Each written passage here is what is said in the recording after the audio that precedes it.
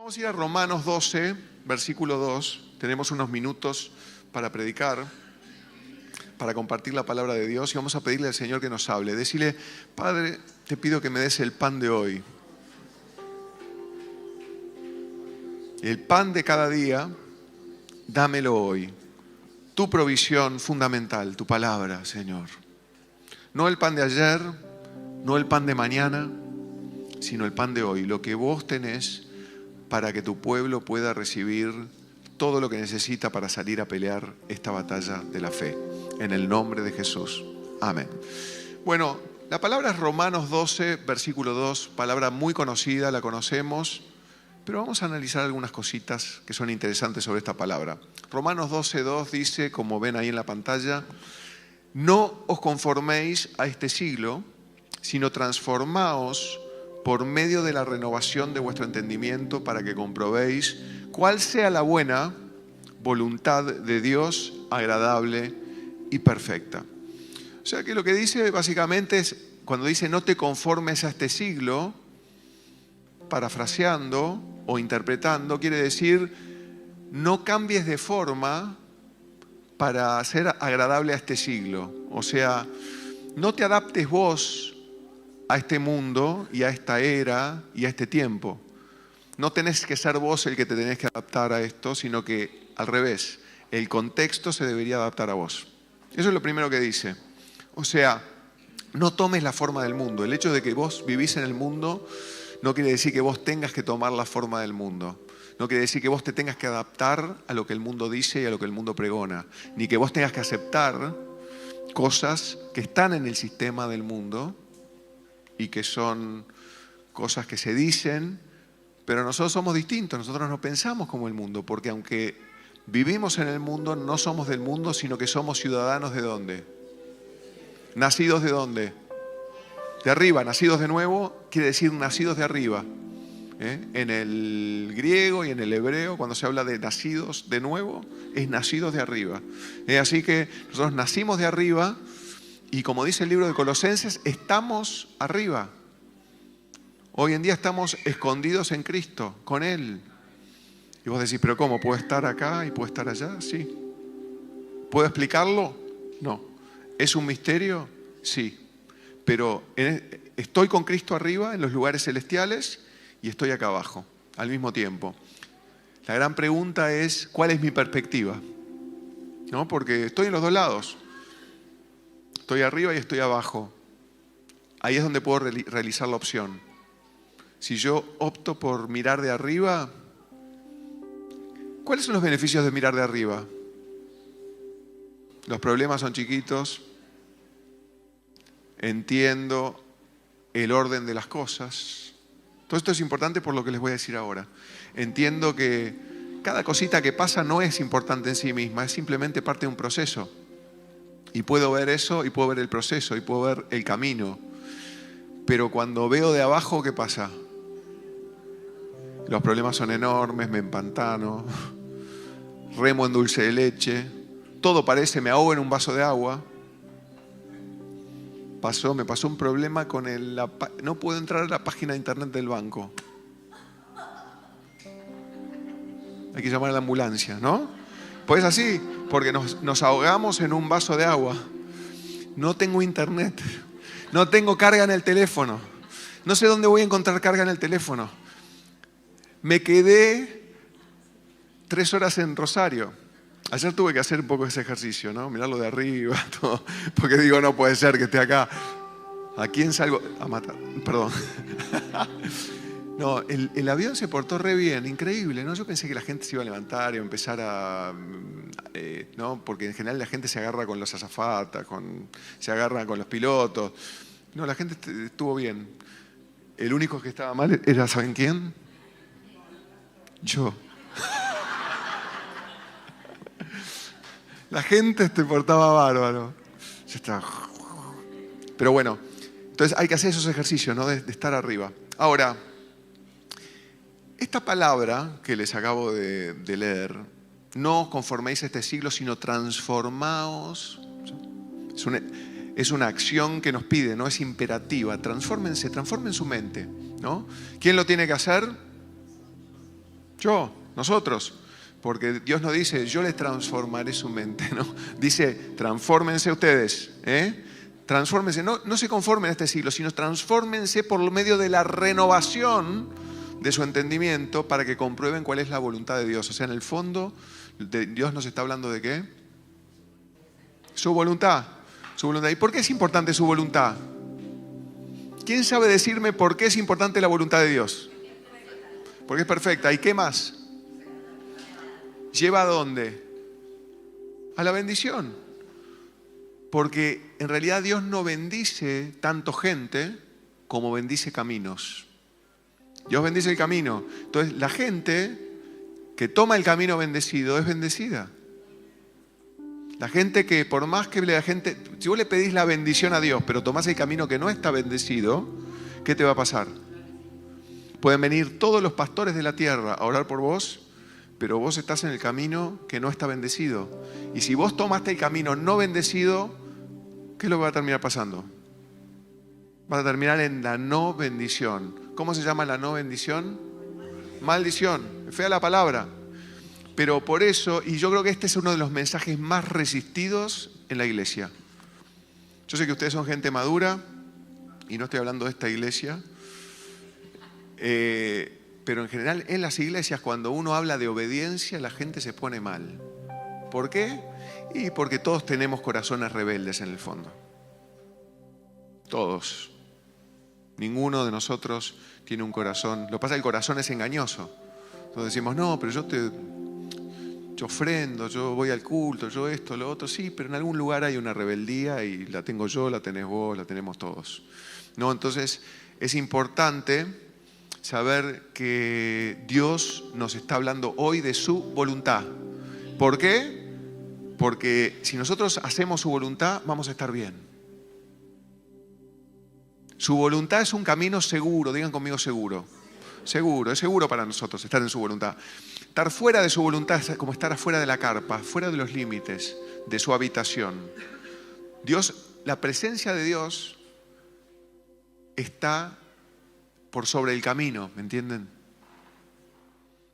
Si vos te apartás del camino, la presencia de Dios no te va a ir a salvar de todo. Vos te apartás del camino y vas a estar en un camino de salteadores y de ladrones. Pero cuando vos estás en el camino de Dios, la presencia de Dios está por encima del camino, cubre ese camino y vos estás protegido.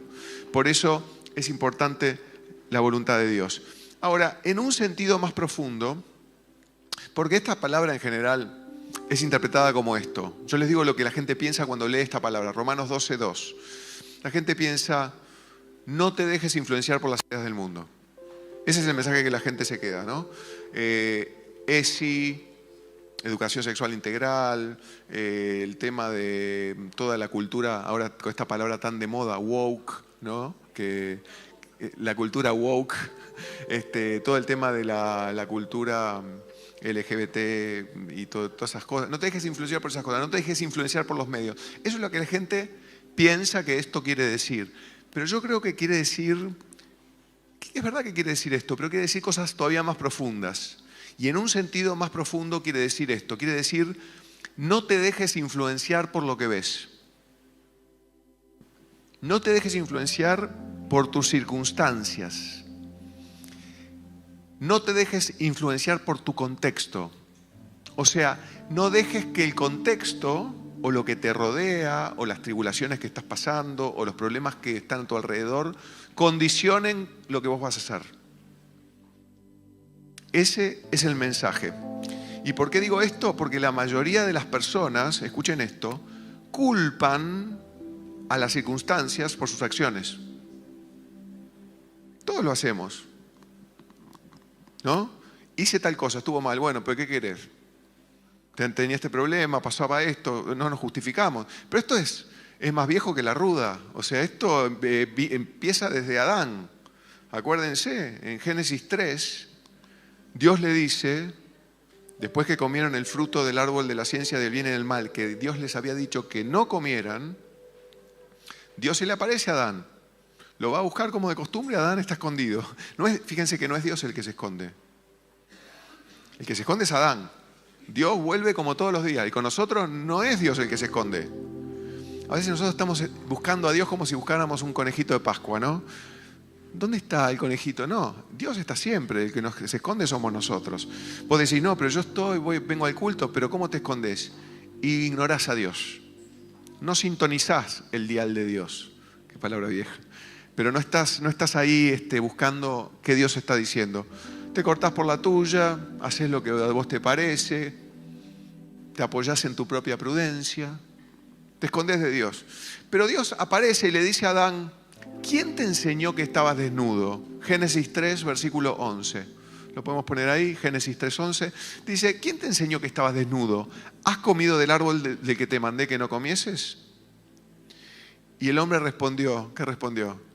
¿Quién tiene la culpa? Y obvio, ¿quién la va a tener? La mujer que me diste por compañera me dio del árbol y yo comí. Ella tiene la culpa. Y a la mujer le dijo, entonces, bueno, está bien, tu marido dice que vos tenés la culpa. Y Dios esperaba que la mujer dijera, no, la tiene él. Pero la mujer, ¿qué dijo? ¿Qué es lo que has hecho? Y dijo la mujer, la serpiente me engañó y comí. El juego de la culpa es el juego que jugamos todos. ¿Tá? Porque nosotros siempre tenemos una justificación para hacer lo que hicimos. A veces la pregunta es, ¿qué hiciste? Y la respuesta es, no podía hacer otra cosa porque el contexto hizo que yo hiciera esto. Y eso, quiero decirte, no es una idea que la palabra soporte. La palabra, de hecho, dice, no te dejes conformar por este mundo. No te dejes condicionar por las circunstancias y por el contexto y por lo que te pasa alrededor.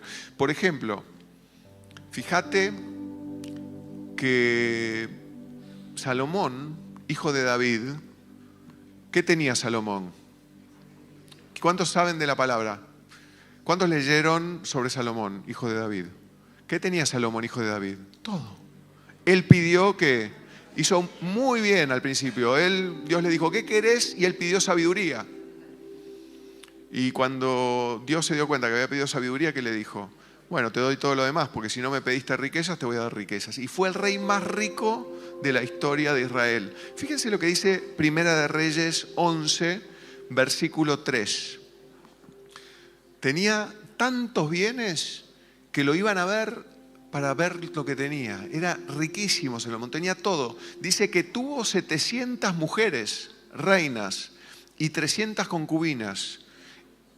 Y sus mujeres desviaron su corazón. Y cuando Salomón era ya viejo, sus mujeres inclinaron su corazón tras dioses ajenos, y su corazón no era perfecto con Jehová su Dios, como el corazón de su padre David, porque Salomón siguió a Astoret, diosa de los sidonios, y a Milcom, ídolo abominable de los amonitas. O sea, ¿cómo terminó Salomón? Mal. Teniendo todo, con un buen contexto, con buenas circunstancias de vida, terminó desobedeciendo.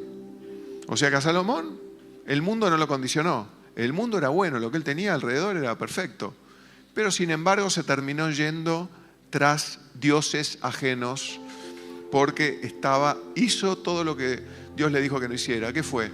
Tené cuidado, empezó a comerciar con naciones vecinas, caballos, esto, lo otro. Terminó casado con mujeres que no eran de Israel y terminó yéndose tras los dioses de sus mujeres. Entonces, Salomón, teniendo todo, fue infiel. Digan conmigo, teniendo todo, fue infiel. O sea que vos podés tener todo y podés ser infiel. Entonces, hay que pensar eso. Job, sin embargo, fue al revés absolutamente.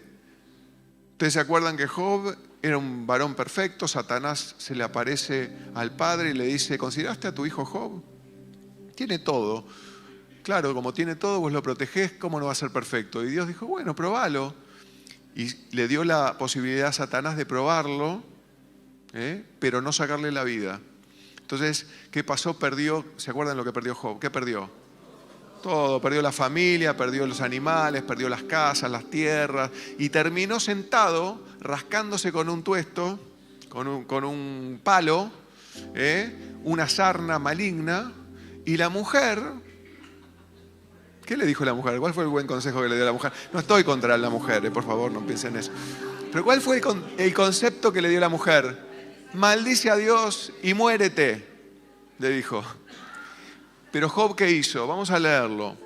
Job 2, versículo 9. Entonces le dijo a su mujer, ¿aún retienes tu integridad? Maldice a Dios y muérete. Y él le dijo, como suele hablar cualquiera de las mujeres fatuas, has hablado, ¿qué? ¿Recibiremos de Dios el bien y el mal no lo recibiremos? En todo esto no pecó Job con sus labios. O sea, Job no maldijo a Dios. Nunca maldijo a Dios. Sí tenía que conocer a Dios, pero Job, no teniendo nada y con una perspectiva horrible, fue fiel. O sea, lo opuesto a lo que vimos antes. Salomón, vemos un ejemplo, y no quiero decir que Job fue mejor que Salomón, pero escuchen una cosa, interesante este concepto. Job temporalmente la pasó muy mal, obedeció a Dios y la pasó muy mal. Salomón la pasó muy bien desobedeciendo a Dios. ¿Puede darse eso? Claro que puede darse, pero el tema no es cómo se empieza, sino el tema es cómo termina. ¿Y cómo termina esto? Job terminó bien, Salomón terminó mal. Salomón terminó arrepentido, lo vemos en el libro de Eclesiastés, y Dios es bueno y lo salvó a Salomón también. Pero la verdad que Salomón sufrió más que Job, porque Job perdió todo y tuvo un tiempo en donde estuvo muy mal, pero eventualmente venció y ganó lo más importante. ¿Qué fue lo que ganó? Conocimiento de Dios, conoció a Dios. Dijo, de oídas te había oído, pero ahora mis ojos te ven. Y eso era lo más precioso porque Job conocía una religión, conocía el cumplimiento de la ley, pero no conocía a Dios verdaderamente. Y Dios en un momento se le presenta, creo que está como por el 42, se le presenta y le dice, mirá, vos no estabas cuando yo hice el mundo. ¿Qué me venís a recriminar cosas? Porque los amigos encima lo hacían escarnio de Job, leña del árbol caído. Y Job en un momento se empieza a poner y le empieza a preguntar a Dios cosas. Y Dios le dice, ¿quién sos vos para preguntarme? Vos ni siquiera estabas cuando los ángeles aplaudían. Cuando yo creé la materia. No estabas vos. ¿Cómo me vas a pedir a mí cuentas? Y ahí Job se pone realmente, se da cuenta quién es Dios y lo conoce. Y Job gana conocimiento de Dios. Y Dios no solamente le da eso, que con eso ya sería suficiente, sino que además le da todo, le devuelve todo y le devuelve el doble. Yo sé que muchos de nosotros decimos, bueno, pero si los hijos se murieron igual, les dio más hijos, pero se murieron. Sí, pero esto es una forma de la Biblia de decirnos, para que lo entendamos claro, que no importa el momento actual. Si vos haces un corte sincrónico de este momento tuyo y estás en un momento difícil, con un contexto difícil, es verdad que podría justificar muchas cosas. Pero si vos mirás el largo plazo, te vas a dar cuenta, y estás arriba, porque si estás acá, si estás en el mundo y estás dejándote conformar por el mundo, no vas a ver el plan de Dios. Y cuando vos no ves el plan de Dios, pensás que bueno, que mejor es un atajo rápido para salir de este problema, zafar de este problema. Y ahí pueden pasar 20.000 cosas. Te podés ir al pecado rápido. Podés optar por, no sé, me voy de la iglesia, estoy diciendo cualquier cosa, me voy de la iglesia, me peleo con esta persona, porque, o sea, no mirás a largo plazo, decís, no, yo igual lo que me quiero es sacar la rabia, entonces te peleas con una persona, después podés entrar en un atajo de deshonestidad porque tenés que pagar algo y no podés pagarlo, entonces, pero no estás mirando que en realidad lo que vale es el largo plazo. Digan conmigo el largo plazo. Toda esta gente que yo digo que estuvo mal y no se conformó, terminó bien. Les voy a dar otros ejemplos. Por ejemplo, fíjense los hijos de Elí. ¿Cuántos conocen la historia de los hijos de Elí? Los hijos de Elí estaban en el templo, eran parte de los sacerdotes, no conocían a Dios, pero estaban en el lugar más sagrado de Israel en ese tiempo, en un mal tiempo de Israel, y se contaminaron estando en el centro del poder religioso de Israel. Dice 1 Samuel 2, versículo 12, que los hijos de Elí eran hombres impíos y no tenían conocimiento de Jehová. Y era costumbre de los sacerdotes con el pueblo que cuando alguno ofrecía sacrificio, venía el criado del sacerdote mientras se cocía la carne. Pues estos eran sacrificios en donde se entregaban animales y después se cocinaban. Entonces venía y metían como un tenedor, dice, trayendo en su mano un garfio de 3 dientes, y lo metía en el perol, en la olla, en el caldero o en la marmita, y todo lo que sacaba con el garfio el sacerdote lo tomaba para sí. O sea, se quedaban con la ofrenda de Dios. Robaban la ofrenda para Dios. Entonces, ¿qué hizo Dios con los hijos de Elí? Los mató. ¿Por qué los mató? Porque hicieron cosas abominables en el templo para mostrar su gloria y su poder. Dios los mató.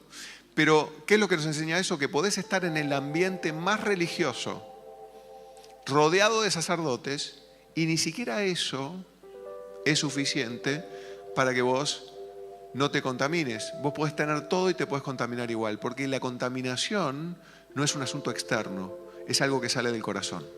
Por eso Jesús dijo, no se preocupen por lo que comen. No es lo que comen, es lo que sale del corazón lo que contamina al hombre. Son las palabras las que contaminan al hombre. Por eso dijo, van a dar cuenta de toda palabra ociosa que hayan dicho. Toda cosa que vos hayas dicho, ten cuidado, porque todas las cosas que vos digas, cuando vos estás hablando, por ejemplo, de otras personas, o todas esas cosas vas a tener que decirle a Dios, mira, yo dije estas cosas. Él te va a pedir en el tribunal de Cristo cuentas de eso. Entonces, tengamos cuidado con esas cosas. Así que Dios los mató. Pero por el contrario, tenemos el caso de Daniel. Daniel fue lo opuesto, estando rodeado de malas influencias, en un lugar completamente opuesto a lo que él necesitaba, se purificó con la comida primero, comía solamente legumbres, sin contaminarse con la carne dada a los ídolos, presentada a los ídolos, todas esas cosas. Y también, al mismo tiempo, hubo todo un plan de los sátrapas que nombró este rey, que lo hicieron publicar un edicto que decía que cualquiera que adorara a un dios que no era el rey, tenía que ser matado. Y ahí Daniel terminó en el foso de los leones, ¿se acuerdan? Y uno dice, bueno, Daniel, pobre, terminó mal. No, él terminó en el foso de los leones y Dios, ¿qué hizo? Lo respaldó. ¿Por qué? Porque él se mantuvo firme. Entonces, esta es la enseñanza para nosotros. Cuando vos te mantenés firme, Dios te va a respaldar al final. Por eso no trances en el corto plazo. Todo esto depende de si estás viendo el mundo desde abajo o desde arriba. Si lo ves desde arriba, vas a ver el total, vas a ver todo el camino y no vas a transar con el corto plazo. Te vas a mantener firme. Por un tiempo las cosas pueden ir mal.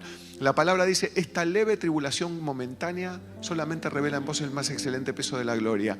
Pedro habla de algo parecido en 1 de Pedro 2, versículo 19. Fíjense lo que dice. Dice, porque esto merece aprobación. 1 de Pedro 2, 19.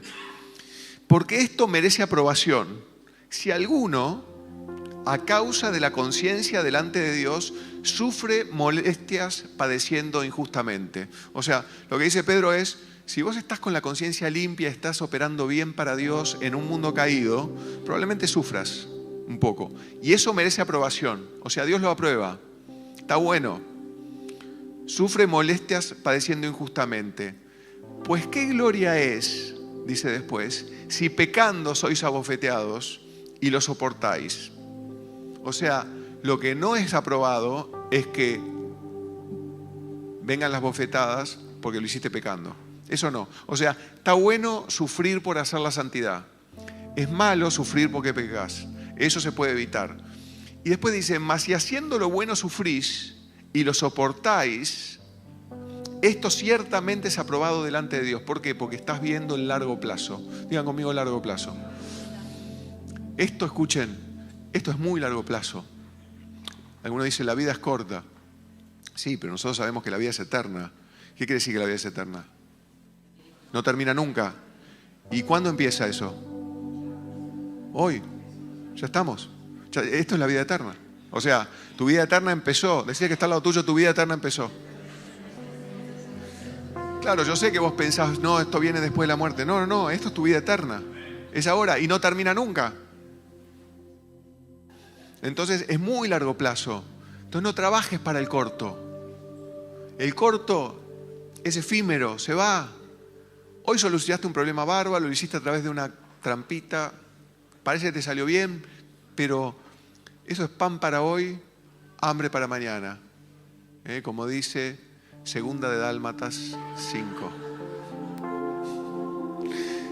Pan para hoy, hambre para mañana. Podría estar en la Biblia eso, pero no está. Veamos algunos otros ejemplos de gente que era fiel en el largo plazo y fiel en el corto plazo, o infiel en el corto plazo. David fue un hombre que fue felicitado por Dios, un hombre con un corazón conforme al corazón de Dios. A Dios le gustó el corazón de David, y David tiene una posición preeminente en la historia. Jesús, hijo de David, ten misericordia de mí. El Mesías iba a descender del linaje de David. Es importante David. Sin embargo, David se mandó un montón de macanas tremendas. Sabemos que muchas, ¿no? Censó al pueblo, hizo 20.000 cosas. Toda la inmoralidad, el haber, teniendo que estar en la guerra, estaba ahí papando moscas, mirando para afuera. Encontró a Betsabé, se llegó a ella, tuvo un hijo, después se murió, mató a Urías Eteo. Por eso es una calamidad lo de David. Pero David siempre se arrepintió, le dijo a Dios: no quites tu espíritu de mí. Y Dios siempre lo limpió, y a Dios le gustó ese corazón. Sin embargo, David sufrió inútilmente, ¿verdad? A veces sufrió útilmente, a veces sufrió inútilmente. Tuvo de los dos tipos de sufrimiento. Sufrimiento útil, sufrimiento inútil.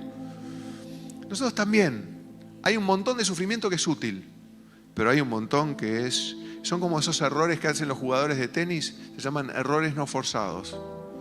O sea, no tendrían que hacer ese error. O sea, el error está bueno cuando el otro jugador tiró un tiro tan bueno que vos no pudiste devolverla.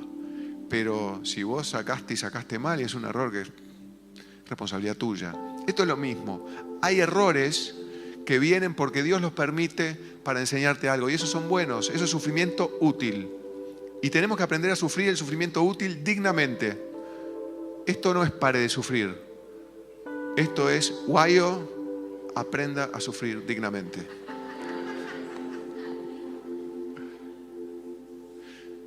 Pero entienden, ¿no? O sea, sufrimiento que está bueno, sirve, te ayuda. Ahora, cuando el sufrimiento viene porque estamos haciendo las cosas con errores no forzados, y bueno. Entonces, fíjese el contraste. José,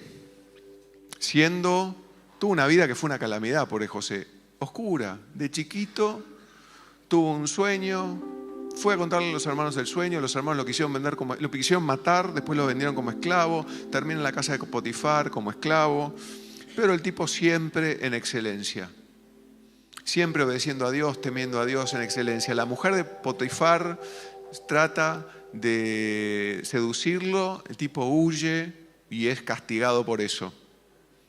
Haciendo lo bueno, sufre. Termina en una mazmorra, en una catacumba, en una cárcel, y aún en la cárcel, el tipo sigue con excelencia.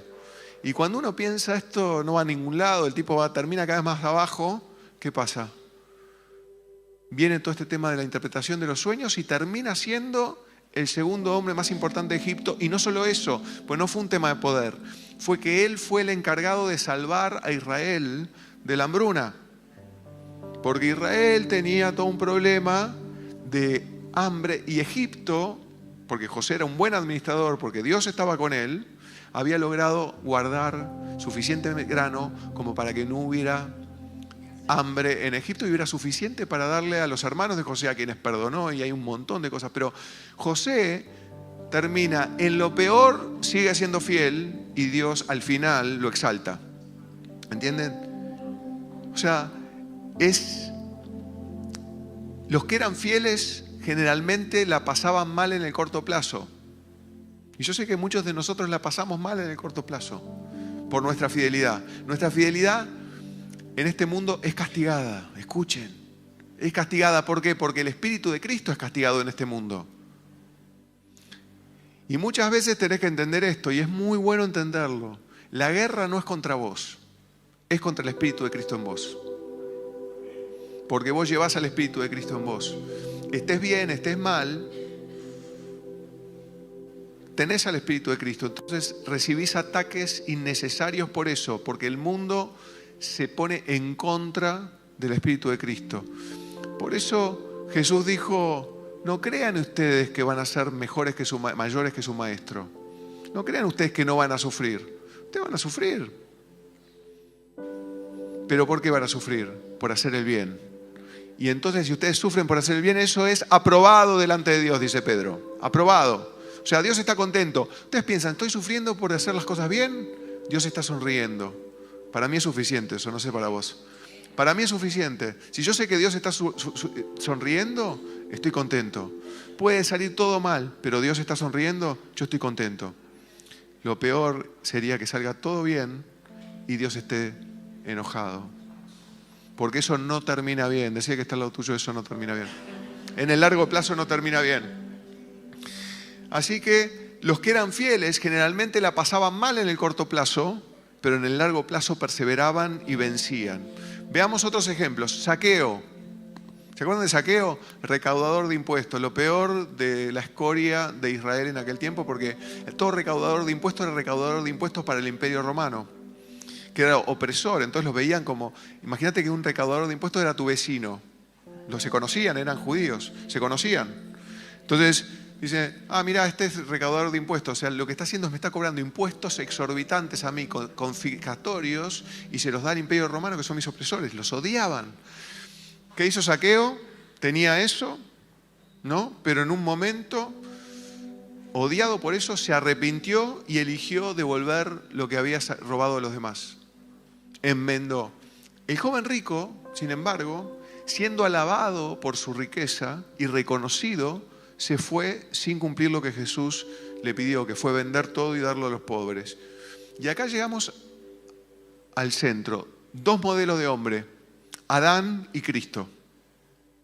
Adán nos representa a nosotros, al hombre natural no regenerado, antes de convertirnos. Y Cristo nos representa a nosotros después de convertirnos. Y fíjense que en el paraíso Adán pecó. Y en el desierto Jesús se mantuvo puro y obedeció. En el paraíso Adán, siendo amigo de Dios, teniéndolo todo, porque no le faltaba nada, hizo lo único que Dios le dijo que no hiciera. Dios no le puso muchas condiciones, le dijo, esto no lo hagas, esto, nada más, yo te doy todo, no hagas esto, te lo pido encarecidamente. ¿Y qué fue? Hizo eso, ¿no? Entonces, ¿qué pasó? ¿Cuál es el resultado de eso? Sangre, sudor, lágrimas. Toda la humanidad está caída, nosotros trabajamos. Si yo lo agarro a Adán, le pegaría un par de patadas, ¿saben dónde?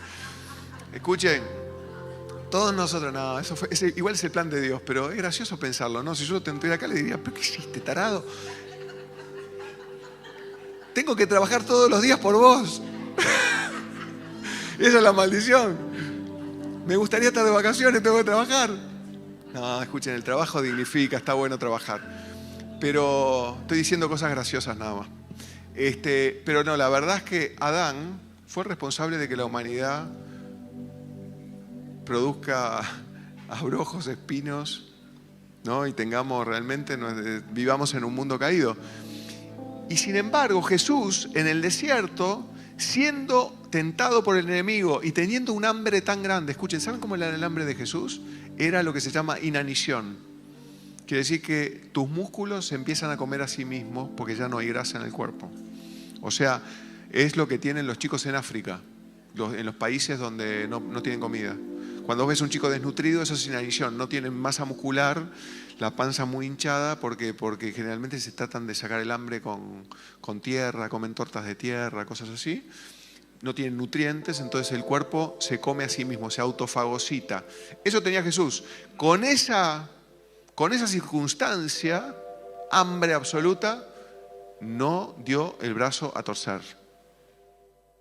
Siguió adelante. Y por eso, porque obedeció, en esa instancia, cuando terminó ese ayuno, pasó por la prueba, fue tentado por el enemigo, primero con el hambre, convertir las piedras en pan, después con la seguridad de yo hago lo que sea y Dios igual va a estar conmigo, tirate el pináculo del templo, los ángeles van a venir y qué sé yo, y después con los reinos del mundo. Las tres pruebas las pasó y dice la palabra que inmediatamente empezó su ministerio. ¿Y saben cómo lo empezó? En el poder del Espíritu Santo, porque pasó la prueba y Dios lo promovió. Eso fue aprobado por Dios.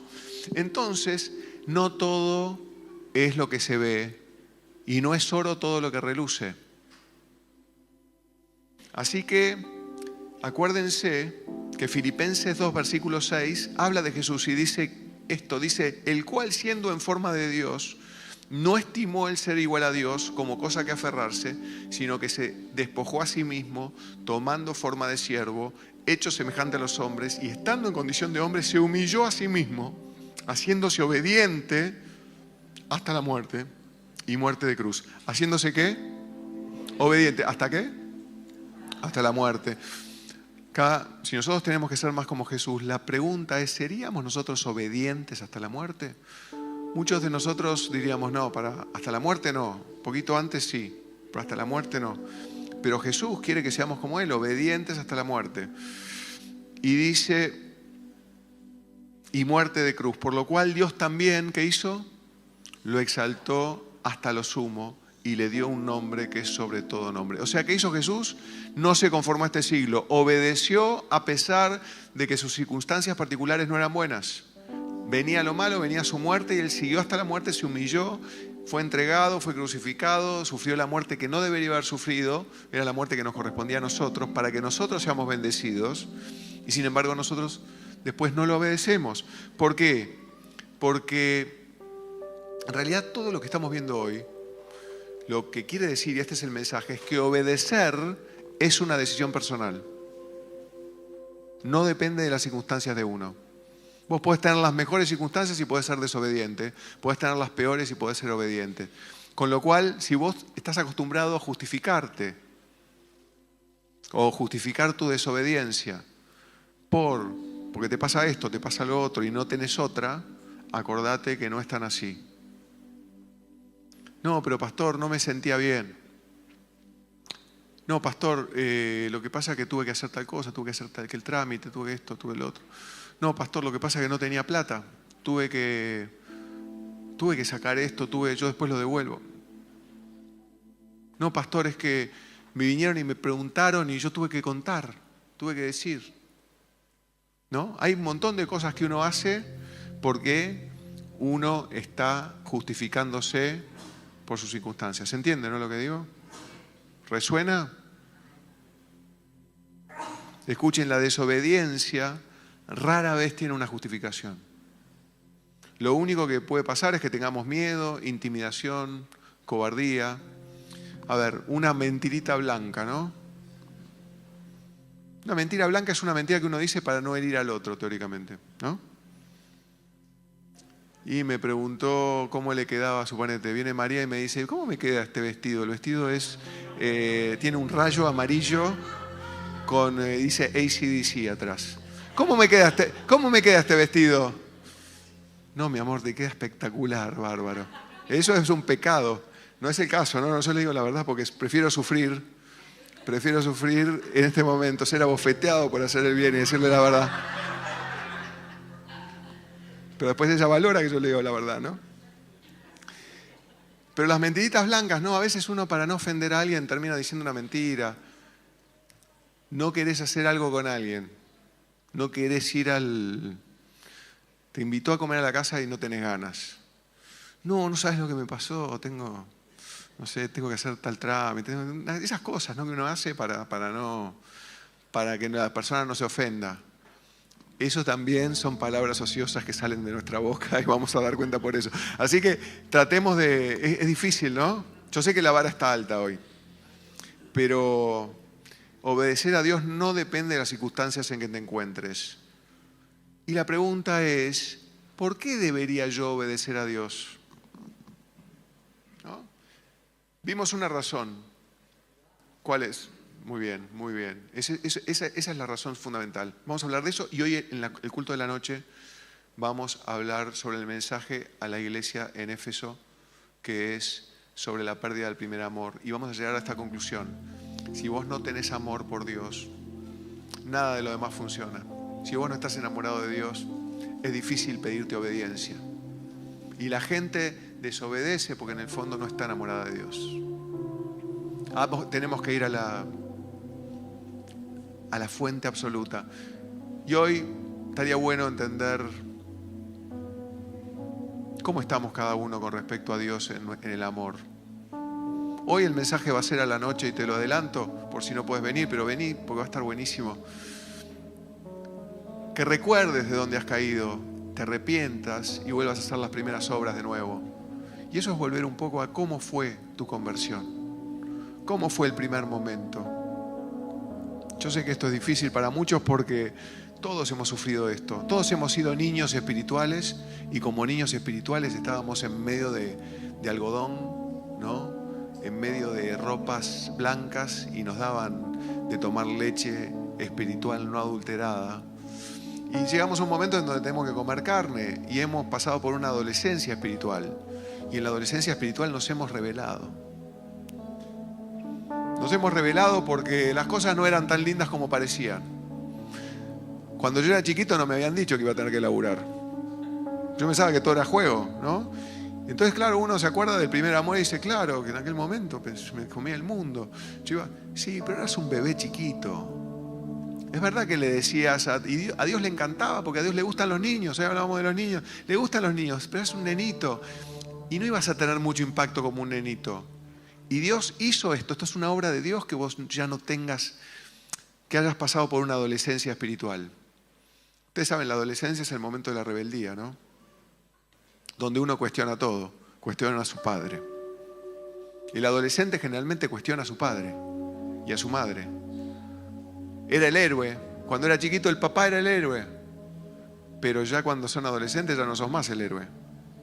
Ayer fuimos a comer con nuestros hijos y me miraban y me decían, no comas así, papá. ¿Cómo estoy comiendo? Normal. No, parece que estás comiendo sopa y estás comiendo ensalada. Perdonen que haya herido sus sensibilidades. Pero uno empieza a cuestionar al padre, ¿no? Y yo sé que tenemos algunos chicos que son más obedientes, otros no, pero en general es normal. Lo que quiero decirte es una faceta. Esto que pasaste es una faceta. Es algo que tenés que pasar, es normal. Pero Dios no quiere que sigas siendo un adolescente toda tu vida. Y uno dice, pará, qué adolescente, tengo unos años ya. Pero sí, pero capaz que nos quedamos en una etapa adolescente. ¿Y cómo es la etapa adolescente? Y perdiste el primer amor. Dios ya no es tu héroe. Sabés que hay un montón de cosas en el mundo. Seguiste siendo fiel, como la iglesia de Éfeso era fiel. Luchaste, seguiste siendo fiel. Pero perdiste eso que tenías cuando era chico, que Dios quiere mantenerlo. Y Dios hoy quiere que lo recuperes de nuevo. Y no es muy difícil recuperarlo. Porque lo único que lleva es que recuerdes un poquito. Y que vuelvas a poner tus prioridades en orden. Así que, ¿querés probarle a Dios tu amor? ¿Sabes cuál es la prueba? Es la obediencia. No hay ninguna, o sea, si vos decís amo a Dios, pero no lo obedezco, eso es mentira. ¿Sabes por qué? Porque Jesús lo dijo y lo dijo bien claro. Dijo, si me amáis, Juan 14, versículo 15, dijo, si me amáis, o sea, si me aman, guarden mis mandamientos. Juan 14, 15. Si me aman, guarden mis mandamientos y yo rogaré al Padre y os dará otro consolador. O sea, la unción del Espíritu Santo. Escuchen, esto nadie lo dice, porque la gente cree que la unción del Espíritu Santo y toda la parte de moverse en el Espíritu, todo eso viene porque yo busco. Todo eso es una muestra, según esta palabra, de la obediencia, en donde Dios te corona con favor y con misericordia en esa obediencia. Dice acá, dice, si me amáis, guardad mis mandamientos, y yo rogaré al Padre y os dará otro consolador, quien es el Espíritu Santo, para que esté con vosotros, ¿para cuándo? Para siempre. Decía que está al lado tuyo para siempre. Entonces la verdadera prueba de la obediencia es el amor. Pero el amor no es la obediencia es la prueba. Uno puede tratar de obedecer y no tener amor. Pero si no tengo amor, nada soy. Puedo ser como un címbalo que retiñe, como dice 1 Corintios 13. Metal que resuena, bla, bla, bla, bla, bla, bla, bla, bla, bla, bla, bla, bla, bla. Pero si no tengo amor, nada soy. Y el amor es el primer mandamiento. Mandamiento es imperativo. ¿Qué es lo que quiere Dios? Que lo amemos a Él encima de todo y al prójimo como a nosotros mismos. Ese es el primer mandamiento. Y que amemos, dijo Juan, aquí les doy un nuevo mandamiento. Dijo, ¿un nuevo mandamiento? ¿Cómo un nuevo mandamiento? Que améis como yo os he amado. ¿Y por qué es un nuevo mandamiento? Y porque el amor que nos pide Jesús a partir de su muerte, para todos los que estamos viviendo en la gracia del Nuevo Testamento y en la redención ya realizada, es amor que va más allá, es un amor que muere. No es un amor que ama cuando todo va bien. No es un amor que ama a Dios solo cuando las cosas van bien. Porque es fácil decir, Señor, yo estoy agradecido porque me fue bien, tuve esto, tuve lo otro. Pero ¿qué pasa cuando las cosas van mal? ¿Es este amor un amor que muere a sí mismo y un amor que ama cuando todo va mal? He aquí un nuevo mandamiento les doy. Amen como yo los he amado. Muriendo, yendo a la cruz. Eso es lo que dice Jesús. Y ahí se empieza a manifestar el Espíritu Santo. Porque, escúchame, una cosa que aprendí con Kent sobre todo. Él me dijo siempre esto. Me dijo, mira Felipe, mientras seas vos, el Espíritu Santo no se manifiesta. El tema es cuando estás muerto. Gálatas 2:20. Con Cristo estoy juntamente crucificado y ya no vivo yo, mas Él vive en mí. En el momento en que yo muero y en el momento en que yo declaro mi incapacidad, porque todo esto que te estoy pidiendo es difícil, es el momento donde Dios, en el momento que vos reconoces que ya no lo puedes hacer, Dios lo empieza a hacer. Y eso es la declaración de nuestra incapacidad. Es buena, es buena. Así que fíjate lo que le dice Dios a la iglesia en Éfeso, cómo la felicita y qué es lo que le dice. Y te digo, ¿querés probarle a Dios tu amor? ¿Cómo se lo probás? Obedécelo. Y has sufrido, dice Apocalipsis 2:3, y has tenido paciencia, y has trabajado arduamente por amor de mi nombre. Todo eso es bueno, y no has desmayado, pero tengo contra ti que has dejado tu primer amor. Recuerda, por tanto, de dónde has caído, y arrepiéntete, y haz las primeras obras, pues si no, vendré pronto a ti y quitaré tu candelero de su lugar, si no te hubieses arrepentido. La pregunta que tengo yo es, ¿qué es el candelero? ¿Qué representa el candelero? Los 7 espíritus de Dios. Entonces, la advertencia de Dios es, si no hacemos esto, pero no como iglesia guayo, cada uno de nosotros independientemente, Dios empieza a quitar el candelero de su lugar. Porque eso es la iglesia es la comunión de los santos con el Espíritu de Dios en el medio, el candelero en el medio. Así se le revela a a Juan en la isla de Patmos en Apocalipsis. Entonces, hermanos, mi consejo hoy, y el consejo de Dios es esto. Este primer amor del cual les estoy hablando es combustible espiritual. Es el combustible para la obediencia, es el combustible para la pasión, es el combustible para poder perseverar en lo bueno a pesar de que las cosas no vayan bien. Es la nafta que necesitamos del Espíritu Santo para poder hacer el bien. Y no lo hacemos para recibir honor, no lo hacemos porque es una obligación, lo hacemos simplemente por una razón y es por Jesús. Y la razón es que amamos a Dios. Entonces la pregunta es, ¿amamos a Dios? Sí. ¿Cuántos aman a Dios acá? ¿Cuántos aman a Jesús acá? Bueno, el Señor está mirando esas manos en este momento y Él se agrada de esas manos. Pero que no sean solamente manos, que no sean solamente, lo dije en un culto, que sea una forma de vida. Yo lo amo y doy todo por Él y no hay nada que me frene. Escuchen, muchos ponemos nuestra justificación es la familia. Eso tampoco está bien. Tu justificación no puede ser tu familia. No, la familia es buena, pero no puede ser la justificación de nada en contra de Dios la familia. La justificación es la comodidad. La justificación es otras cosas, pero ojo con las prioridades. Recordar de dónde caímos significa pesar todas nuestras acciones con una sola balanza. Y la balanza es el amor a Jesús. Y no tengas miedo. El amor no tiene temor. En el amor no hay temor. Sino que el perfecto amor echa fuera el temor. Por eso, si hasta ahora estabas teniendo miedo, acordate que en la obediencia y en la muerte está el amor, y en el amor no hay temor. No temas, pero no temas, no porque, no, ahora voy a hacerme súper valiente, un superhéroe. No temas, porque si vos haces esas cosas por amor, realmente por amor a Jesús, ya no hay lugar para el temor, porque tenés que estar muerto. Y el muerto no patalea. El muerto no se queja. Y cuando, como dice Gálatas 2:20, ya no vivo yo, mas Él vive en mí.